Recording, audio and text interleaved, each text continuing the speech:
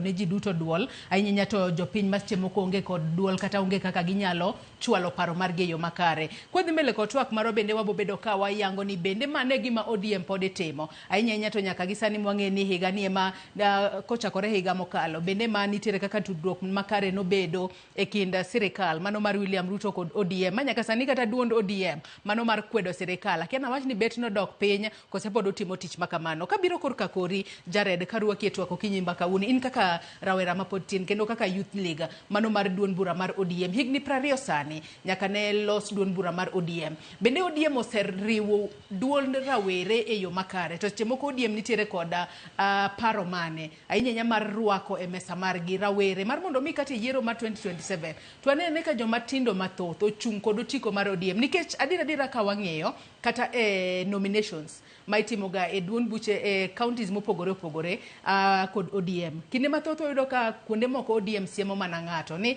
ng'ane mimiyo tigo to seche moko nitiere rawera matin ma bende ne nitiere kod gombo mar chung'e kom makama to ing'e ni oyo in bed piny mondi pod itin wene ng'ane ene ma hike oniang' in pod inyalo chung' chieng' machielo ODM bende osesiro rawere matinde e yo makare. Jones mokungero kamano. I'll agree with him. Kuonde moko ta disagree kode bende.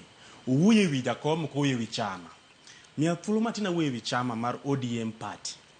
ODM party en chama achiel manobedo formed out of the struggle. Nobedo formed ne chandruok mane jo Kenya kale e kinde cha. Mano higa mar 2005. Chama ni e chama mosebet kotho ogandawa e kinde mag piny tek kata kinde mag piny yot. Mae chama kende kawuone Kenya ka mobedo formed out of clear ideology. Wan gi mise mwachunge. Wan gi msingi momakowa kaka party. Mae chama kende mane Kenya ka mano kobedo formed nikech ng'ato no disagree gi ng'ama chielo.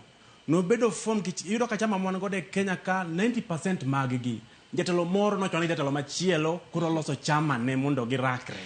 ODM no kolos ne mano. Unis mano loso ne ngigi miluongo ni national outlook from the beginning. No koma jatelo koko poch mondo kilgi on board.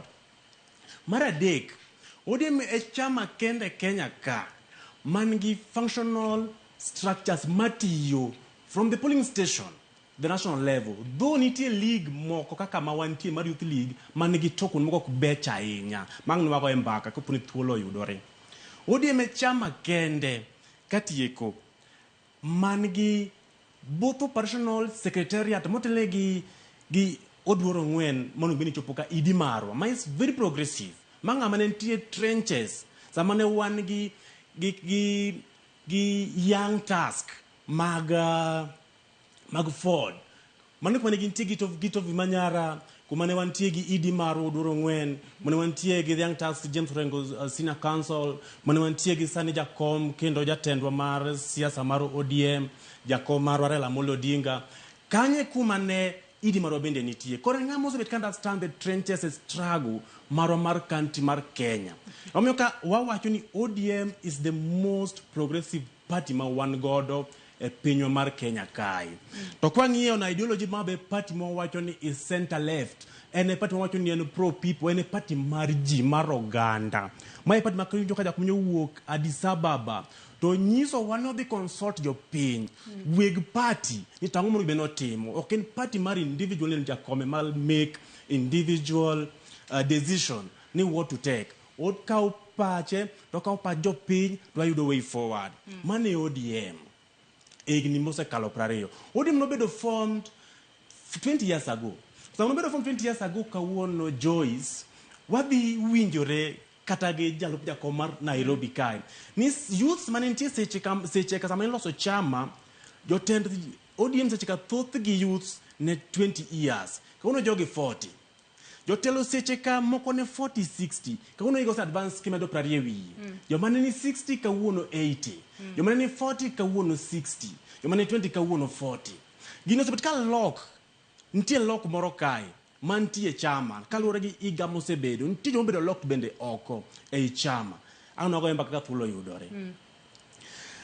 ODM za mowuene wase make a lot of progress. Nanyisa about ODM progress must make Joyce wang'eyo ni wan gi devolution courtesy mar ODM. Wang'eyo samilo so katiba mokwongo kel mokwongo mane wa shoot down to 5 kaja kuma wachni mak mwaja Kenya dwaro.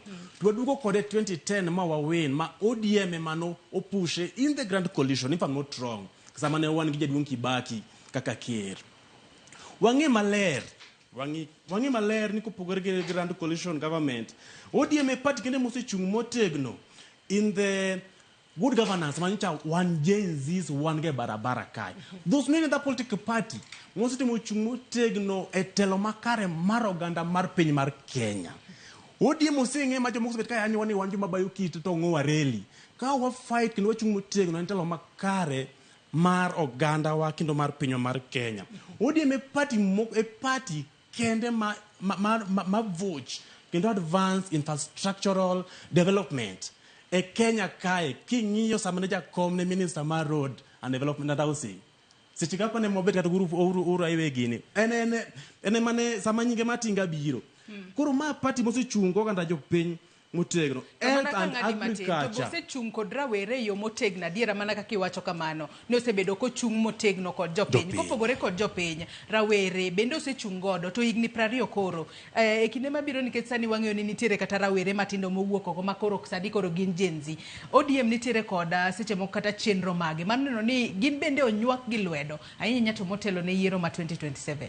Jared adier mantie mangima rowere mantie ODM gino wache pile ngini ochalo kaka dhako ma joero jitesere to te joma nokwongo chopo kuom madam kapok wachopo koro rawera mantie madam koren chama war ODM jaber machite gombo marewere mantie e chama mar ODM kikompea ko atim comparative matindo kokal duok to wacho motegno kikompea rawera mantie ODM gi maybe mantie e political party machielo wanwe tiyo nyadi predict mondo mi wa much energy nikech waduto wang'eny kaso kawacho ni kisera jomoko no chako chon malowa sama kisana chako chon malowa ndiko ma chama pok ong'iyo maber moloyo ma wang'e koro were wakale matek e chama adier mantie mangima sa mwawueni one in league kende e ODM party mar not represented anywhere in any top seat organ mag party kuma wawueni one e organ kende mar party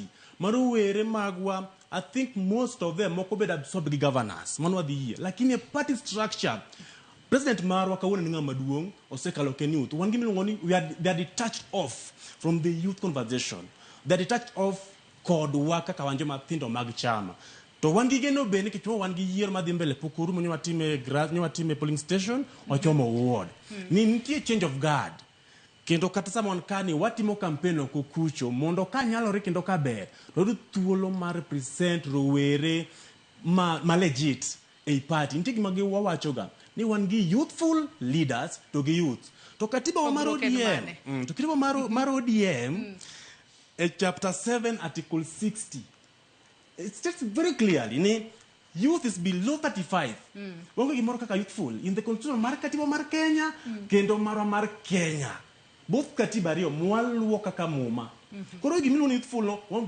question mara deke wi wachi rowere chama poko odikolo maber ko chopara san nomination marwa ntiro were matiyo Joyce gi ngufu gi mwandu gi sagi gi spende chama to reward magiyudo onge yudo kan idhi kelo moko manyon tie sideways manyo gwaga barabara oko kanti moko manyo timore nyocha ka tok Gen Z ma idugi penye to ODM kanyo wan gi Gen Z samanyo poko dhi barabara on June 24th 2024 mara riyo nyo wan gi Gen Z a party during the protest sambe wan gi Gen Z a party Ang may naman yun, nung angat mo man yun, ringa-ringa o, kumanyo ka Mary Street, tiba yung manti, chama ka. Ano no, Coach Jera